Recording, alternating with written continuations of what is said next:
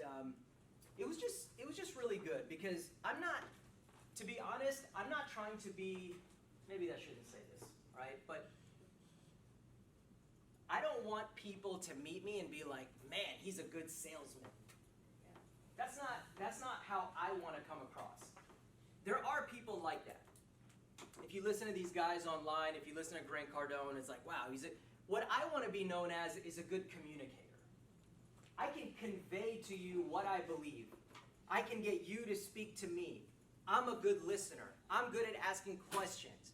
And also, I have a good vocabulary. Now, you don't want to have the type of vocabulary where, your people don't understand what you're saying. Sometimes, even if you look at politics, the people that we resonate most with in politics are the ones that are simply speaking in a language that we can understand. And sometimes we kind of put to the side what the actual content is, but it's like, hey, I get it, right? Because they're talking in a language that we understand. And I think that clients appreciate that as well.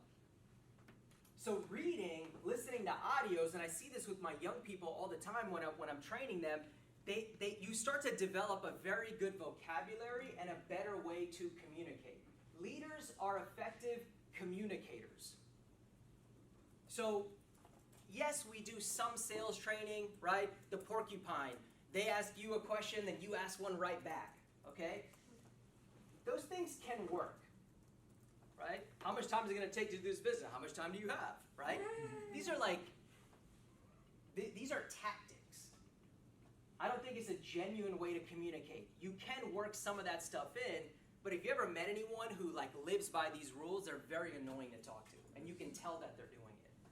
But this one here that I watch, it's very subtle. It just adds different ways to use words in a conversation that's much more professional, okay?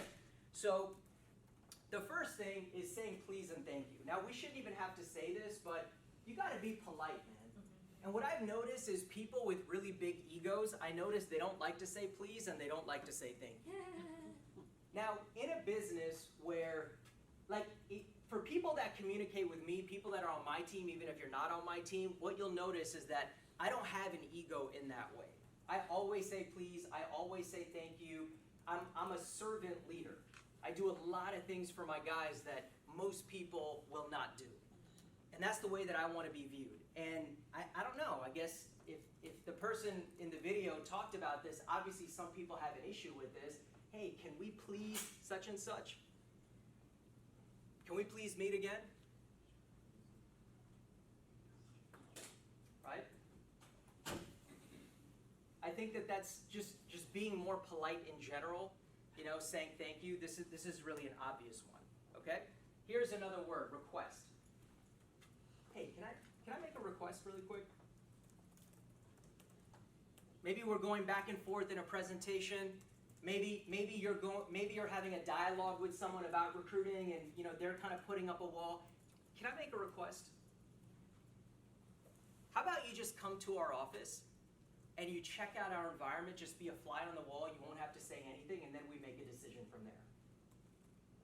Can I make a request? How about we meet again? You guys talk this over, we meet again. Give me another opportunity to bring back some more information. So I think this is a good word that you can add in terms of when you're asking a question. Request. Can I make a request? Similar, right, but a little bit different. Can I make a suggestion here?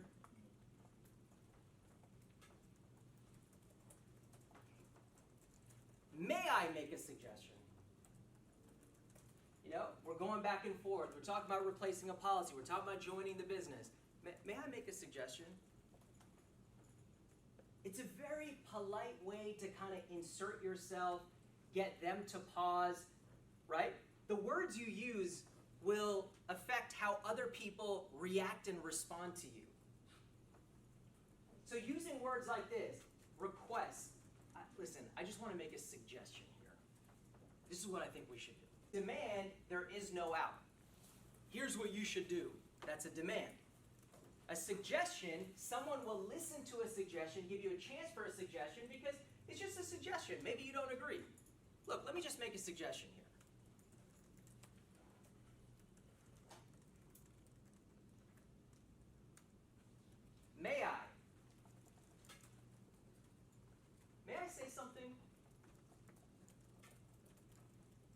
suggest something? May I make a request? It's very polite, right? And it's almost a little bit formal as well. And it comes across as very, very professional. And here's the thing about all of these, the genius behind it, is when you're using words like this, it automatically affects your tonality. Because no one says, can I request something? No one says that. When you're using words like this, no one says that in like an offensive way. Can I make a suggestion?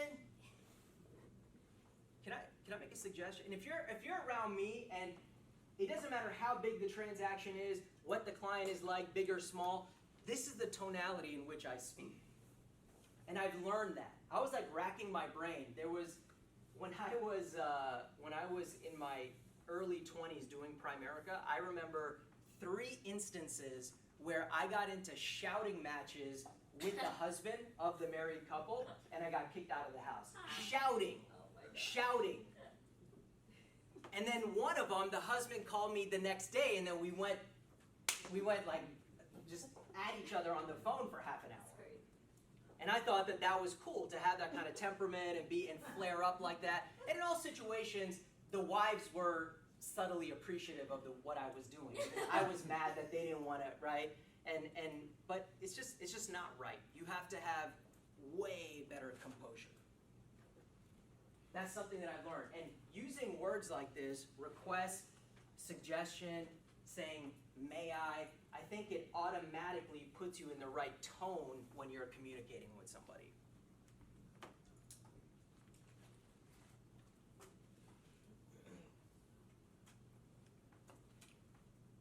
Hey, let's process this together. Let's process this together. John, can we process this together? Right? Let's recap this. Let's see where you're at. So this is what you're asking for. This is what I'm suggesting. Here are our requests. What is unreasonable right now where we are not getting this done? Let's process this together.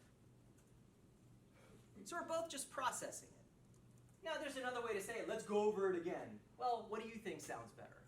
Let's process this together. I'm telling you there's a rising cost of insurance. There's a lot of fees. I understand. You want an investment that's more conservative. You want something where your family's going to get money no matter what. Let's process this together. And you're recapping. Very, very, very professional.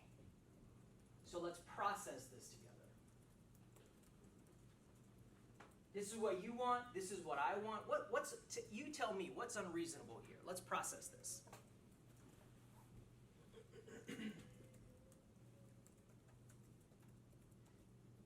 Let me get back to you. On that.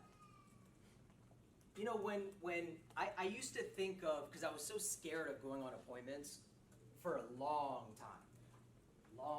I would still go on them, but I was always a little nervous and scared and anxious. And I would always think to myself, all right, worst thing that can happen is they ask me a question and I don't know the answer.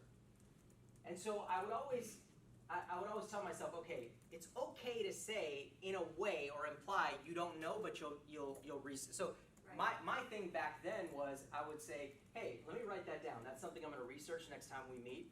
I'm going to be able to give you that answer, right? That's something that I say. I think this is a good one too. Let me get back to you on that.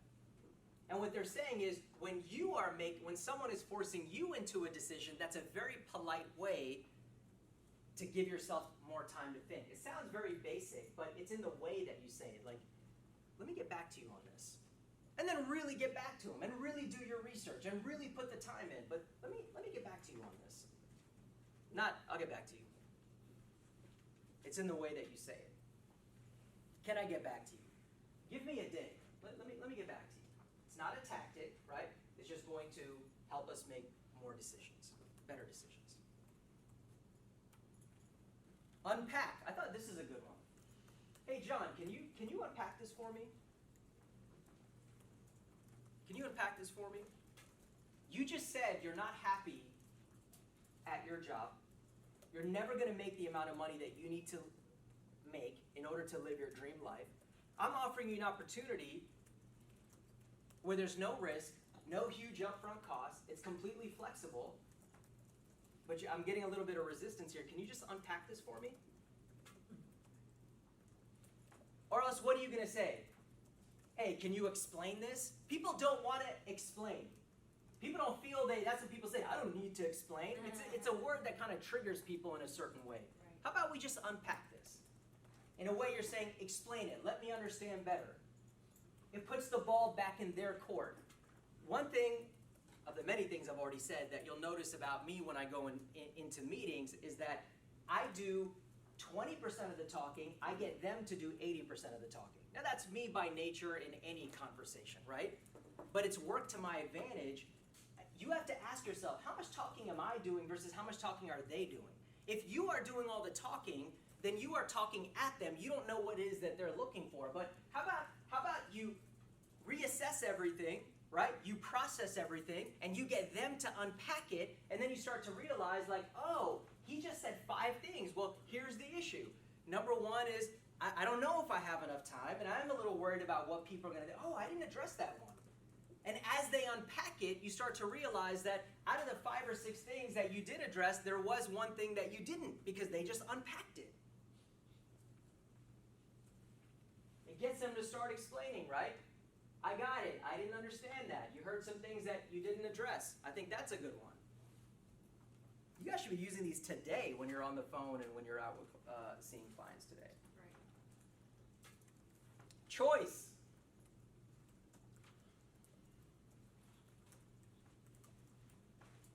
Sorry, that's wrong. Right? Let's review our choices. Hey, let's review the choices that we have here. And this is just an example. We have a choice to do business together. We have a choice not to do business together. Would you agree we both want to do business together? Okay, great. So let's take that choice off the table. With choices, we come to an agreement. Not too many choices, but the magic number is 3. It's the same thing with insurance. These are the choices that we have.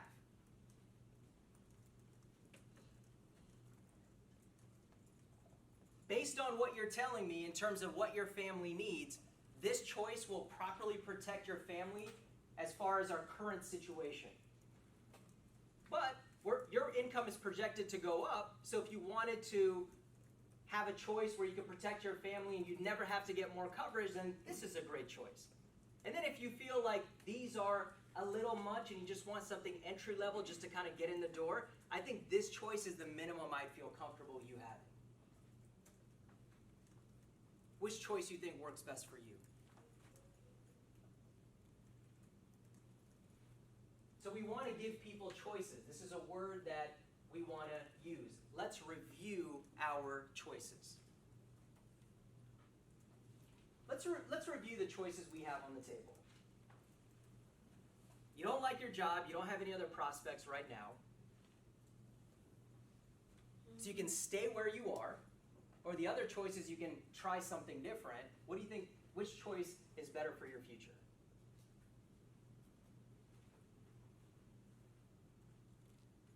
Partnership.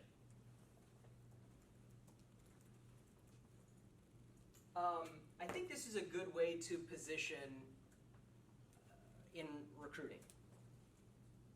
And a lot of times I will do it with clients as well.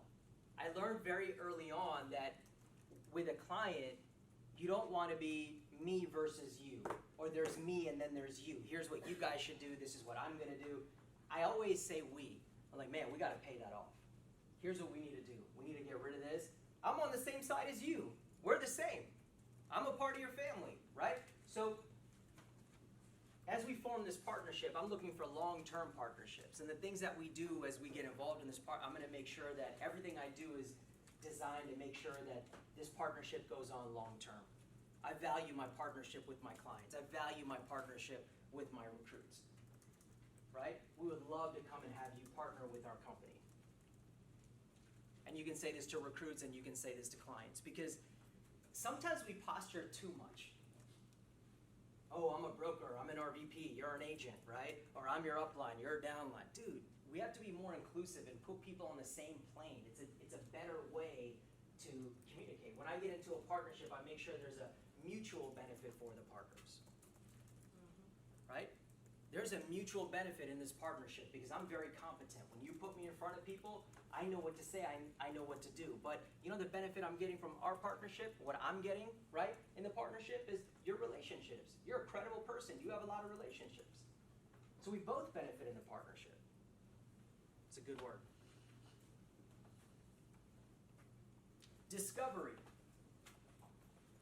So discovery is not a word you're going to use, but it's a process.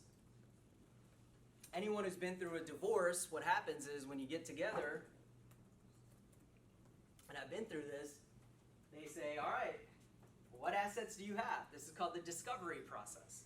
When people sue each other, right? It's a discovery process. Let's discover everything that you have and everything that you're hiding, right? But when we sit down with clients, there's also a discovery process. The more discovery you do, right, the better decision you can make for the client. Does everyone need life insurance? Need? No. For some people, it's a luxury. If I sit down with two 35-year-olds and they have young kids, the assumption is they need life insurance, but what if they have a $2 million inheritance? Maybe they don't need it. But that's why we have to go through the discovery process. So what are some of the questions that we ask? All the questions. What are your retirement goals? What big purchases might you be looking to make? One of my agents calls. He says, oh, yeah, this person has $150,000 in their bank account. I'm going to get an investment transaction. No. There's a reason why it's only in the bank. Do you need to buy a home? Are you looking to make a big purchase? What's your time horizon for the money? How important is funding your kids' education? How important is income to your family? Hey, let me ask you, has someone helped you in the past with all of these different things? Have you ever sat down with someone? This is the discovery process. So if you're just going in and you're doing a presentation and then you're just throwing out a number to someone and expecting them to buy, you haven't gone through enough of the discovery. That's why some people love doing the financial needs analysis. They just revamped that, right? The FNA. That's a total financial plan. I grew up in the business only doing FNAs. And it was hard, man, because you would go in and you'd have to ask a client how much they have in their bank account, how much they have in their, on the first appointment, what their income is. You have to get a pay stub. But what it made me very thorough in terms of being a financial planner. I learned all the different aspects of people's financial situation. We did budgets. So it's ingrained in me to ask all these questions. But if you're just going in for an insurance sale, you're not doing enough discovery, and then you wonder why your closing ratio might be low. You have to have a lot of questions in there. It doesn't have to be specific numbers, but where you can do a discovery to figure out what the client wants. Explore. I think this is a good one. Let's explore this together. I mean, once you hear these words and you think back, it's like, what was I saying before? I don't know, but it didn't sound this good. Let's explore this together. So maybe with another option not discussed prior. Maybe for a certain client, I was coming at them with a mutual fund, and now I'm realizing where their risk tolerance is and with the fees of mutual funds. Maybe they want something that assesses the risk. Maybe they want something with more protection. Maybe they want something with lower fees. And now I've already presented one thing, and I got to bring something else. And hey, can we explore something together? And you bring up that, hey, let's just do this. Let's explore this opportunity of XXX. Maybe the recruiting opportunity. Man, you guys are sharp. You guys seem like you have so much credibility. You're motivated. Can I explore something with you guys? We're looking for people. We're looking for partnerships.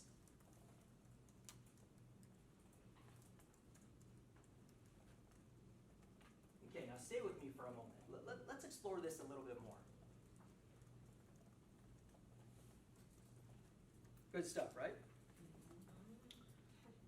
So as we change our language, more people will be attracted to us. If you are a good communicator, people want to be around you. They want to talk to you. They want to do business with you. They'll refer more people to you, right? You'll persuade more people. And some people misconstrue this word. They think we're manipulating or we're like pushing. No, persuasive. I always think in like binary terms, right? Because if you don't want to be persuasive, then you're okay being unpersuasive. Which one is better in life if you just had to choose one or the other? Right? Just you want to be persuasive. This way of speaking to people, it allows you to do that. And people will want to do business with you. I feel like some sales training, you're getting people to do business with you. I think that when you're a really good communicator, people want to do business with you. Because the sales professionals that I hang out with and that I talk to and I have relationships with, these are elite communicators. Their persuasion, the words they use, how they communicate, how they talk to people. And then I'm happy to refer Shaq and everyone else to those people because I'm like, just talk to this person. The guy right now, there's a guy I went to high school with. He's a commercial realtor, and he's helping me look around the area for potentially a new office. And I'd been talking to him, and I was like, you got to talk to my partner, Shaq. Now Shaq's calling him all the time. They're talking about random things. The guy's just a good communicator, and he's so knowledgeable. That's how you want people to talk about you. So, I have to...